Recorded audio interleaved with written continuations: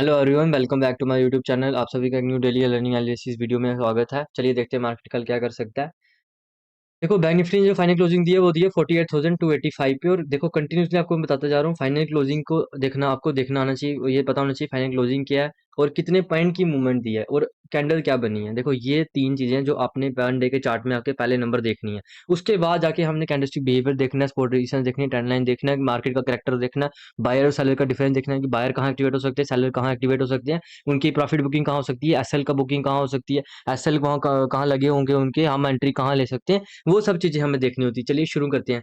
देखो, bank Nifty आज bank Nifty ने एक अच्छी सेलिंग कैंडल बनाई है और लगभग 609 पॉइंट नीचे जाके क्लोज किया है। एक चीज आपको दिखानी पड़ेगी, जैसे कल मार्केट ने इनसाइड बार कैंडल बनाई थी। इनसाइड बार कैंडल का क्या होता है कि जिस साइड में वो मूवमेंट देती, जिस साइड में ब्रेकआउट देता है, ब्रेकआउट जब ब्रेकडाउन देती है, उस साइड एक मूवमेंट मिलती है। बट देखो, सिर्फ इनसाइड बार को ट्रेड करके आपको पैसा नहीं बनेगा, उसके साथ साथ आपको सपोर्ट रेजिस्टेंस समझना पड़ेगा, उसके साथ साथ आपको बिहेवियर समझना पड़ेगा, मार्केट का कैरेक्टर समझना पड़ेगा, मार्केट बार बार कर क्या रहा है। मार्केट कर क्या रहा है, जब भी मार्केट इस ट्रेंड लाइन के रेजिस्टेंस क्या होता है, यहाँ पर एक दो दिन होल्ड करता है और उसके बाद एक बड़ी जो सेलिंग वाली साइड मूवमेंट देता है। मार्केट एक दो दिन होल्ड करता है, फिर एक अच्छी सेलिंग साइड मूवमेंट देता है। देखो, बट ये है कि पोजिशनल ट्रेडर अभी पैसा नहीं बना पा रहे। इंट्राडे के बेसिस में आपका पैसा बन रहा है। इंट्राडे में मैं जानता हूँ कि जिन्होंने भी आज इस ट्रेड को लिया होगा उन्होंने अच्छा पैसा बनाया होगा।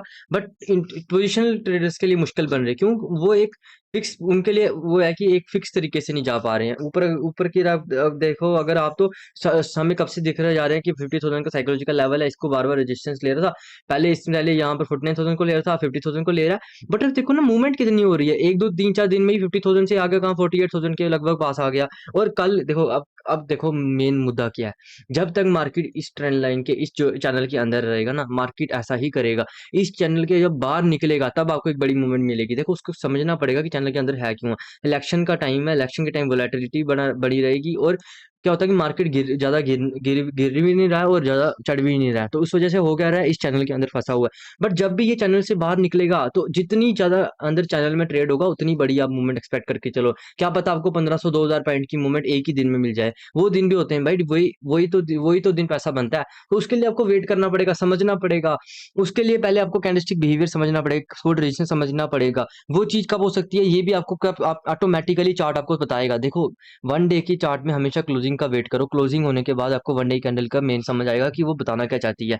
तो चलिए अब देखो, जैसे देखो अब कल क्या हो सकता है। अब वन डे की चार्ट में हमें क्या पता चल रहा है, जैसे मैं आपको बोल रहा हूँ कंटिन्यूसली आपको खुद सीखना पड़ेगा। अब वन डे के चार्ट में हमारे पास एक तो साइकोलॉजिकल लेवल है और नीचे हमारे पास ये एज अ सपोर्ट है। क्योंकि पहले मार्केट इसको रेजिस्टेंस की तरह ले रहा था, अब ये हमारे लिए सपोर्ट की तरह एक्ट करेगा। बट ये है कि हमें ये भी देखना पड़ेगा मूवमेंट कहाँ से चल के आ रही है। अगर बीच में एक दो दिन होल्ड कर जाता है, कल वैसे एक्सपायरी भी है, अगर कल देखो कल के लिए क्या होता है, अगर एक्सपायरी से पहले एक दिन मूवमेंट हो जाए तो कल थोड़ा मूवमेंट आने के चांसेस थोड़े मुश्किल हो जाते हैं। क्योंकि मार्केट कहीं ना कहीं इसी चैनल के अंदर ट्रेड कर रहा है, तो ऊपर वाली साइड के लिए मुश्किल हो जाएगा। क्योंकि अगर ऊपर वाली साइड के लिए ट्रेड लेंगे, ऊपर हमें छोटे छोटे रेजिस्टेंस मिलते जाएंगे। ये रेजिस्टेंस कल की परसों की जो क्लोजिंग है, ये रेजिस्टेंस कल का हाई, आज का हाई, कल का लो, ये सब हमारे लिए रेजिस्टेंस है। उसके बाद साइकोलॉजिकल लेवल का रेजिस्टेंस नीचे वाली साइड के लिए हमारे पास अभी भी थोड़ा सा रूम है, 48,000 का साइकोलॉजिकल लेवल तक रूम है। चलिए 15 मिनट में समझते हैं कल मार्केट में कैसी मूवमेंट आ सकती है।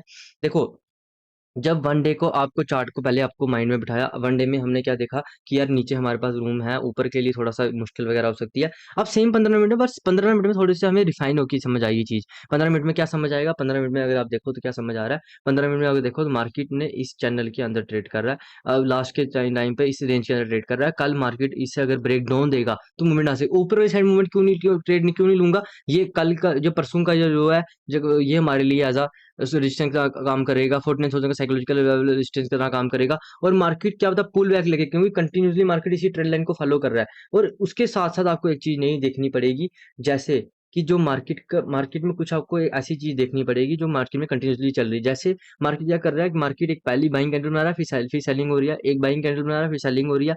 आज भी देखो बाइंग कैंडल बना रहा है, फिर सेलिंग हो रही है। तो देखो कंटिन्यूसली मार्केट इसी ट्रेंड लाइन को फॉलो करता जा रहा है। और जब भी मार्केट इस ट्रेंड लाइन के पास आ रहा है इंटरडे में, तो उधर से वहां से पुल बैक ले रहा है। अब मार्केट कल भी क्या मान लो इसके पास आता है, यहाँ पर रेंज बनाता है, अगर ब्रेक डाउन देता है तो फिर हमको नीचे वाली साइड और मूवमेंट मिल सकती है। गैप डाउन में तभी ट्रेड लूंगा अगर मार्केट इसी ट्रेंड लाइन के पास आके यहाँ पर होल्ड करके नीचे वाली साइड का ट्रेड बनाएगा। तो फ्लैट के लिए हमारे पास क्लियर है कि नीचे वाली यहाँ पर थोड़ा सा होल्ड करेगा, प्राइजेक्शन बनाएगा नीचे वाली साइड। मेन चीज है वो प्राइजेक्शन क्या है, वो प्राइजेक्शन है कैंडलस्टिक बिहेवियर, जो मैं आपको डेली शॉर्ट बनाऊंगा, डेली आपको समझाऊंगा बैंक निफ्टी में आज क्या कैंडलस्टिक बिहेवियर होना था जिससे ट्रेड बन सकता है। थोड़ा-सा मैं आपको चलो 5 मिनट में समझा देता हूँ कि आज मार्केट में क्या हुआ है। देखो मार्केट में क्या हुआ है, मार्केट ने ओपन किया, थोड़ा-सा लाइट गैप अप ही ओपन हुआ है। उसके बाद मार्केट एक ग्रीन कैंडल बनाता है। ऊपर हमारे पास क्लियर है कि 49,000 का साइकोलॉजिकल लेवल है। हमारे पास ऊपर से ट्रेंड लाइन भी आ रही थी, 200 का लेवल भी हमारे लिए रेजिस्टेंस है। बट देखो प्राइस एक्शन बनेगा, कुछ ना कुछ एक्टिविटी तो हम करेंगे, कुछ ना कुछ तो मार्केट करेगा। ऐसा थोड़ी है मार्केट एक ही जगह बैठा रहेगा। तो वही चीज़ हमने समझनी है। ऊपर आप देखो तो कंटिन्यूअसली इसी ट्रेंड लाइन को मार्केट कंटिन्यूअसली फॉलो करता जा रहा है। अब मार्केट का मेन चीज़ थी कि 49,000 के पास क्या करता है। तो अब देखो इस ट्रेंड लाइन को अपने माइंड में रखना। 49,000 के साइकोलॉजिकल लेवल के पास मार्केट क्या करता है, वो चीज़ मेन थी। उसी ट्रेंड, जैसे ये ट्रेंड लाइन ऊपर से आ रही है, तो यहाँ पर अगर मार्केट सस्टेन करता तो एक मूवमेंट हम ले सकते थे 49,200 तक की, क्योंकि वहां तक का हमारे पास एक रूम था। ओवरऑल देखो मार्केट भी वन डे में, अगर आप देखो वन डे में तब तक सस्टेनेंस थी जब तक मार्केट इस लेवल को होल्ड करता। अगर मार्केट इसी लेवल को होल्ड कर देता तो फिर एक पुल बैक की तरह कंसीडर किया जा सकता था। बट मार्केट ने सस्टेन नहीं किया, ब्रेक डाउन दे दी और अच्छी खासी वापस नीचे वाली साइड हमें मूवमेंट मिल गई। पर एक चीज हमें देखनी पड़ेगी, जैसे आज का कैंडलस्टिक बिहेवियर देखो। आज हुआ क्या, मार्केट मार्केट ओपन होता है, एक ग्रीन कैंडल बनती है। उसके बाद क्या होता है, मार्केट एक अच्छी खासी बाइंग आती है, बट उधर ऊपर से शॉर्प सेलिंग आती है, एक रेड कैंडल बनती है। उसके बाद बायर कोशिश करते हैं ऊपर लेने की, बट बायर नहीं ले पाते, एक बड़ी रेड कैंडल बनती है। आज जितनी भी बाइंग हुई है सुबह से लेके 1 2 3 4 कैंडल जो जिसमें बाइंग हुई होंगी, वो जाके होते हैं ट्रैप। देखो मेन ट्रैप वो कब होते हैं, जब ये दोनों होल्ड होता है, क्योंकि उन्होंने अपना असल यहाँ रखा होगा, बट जब होल्ड हो जाता है ना, होल्ड होने के बाद जब ब्रेकआउट होता है, तो यही हमारी एंट्री बन जाती है।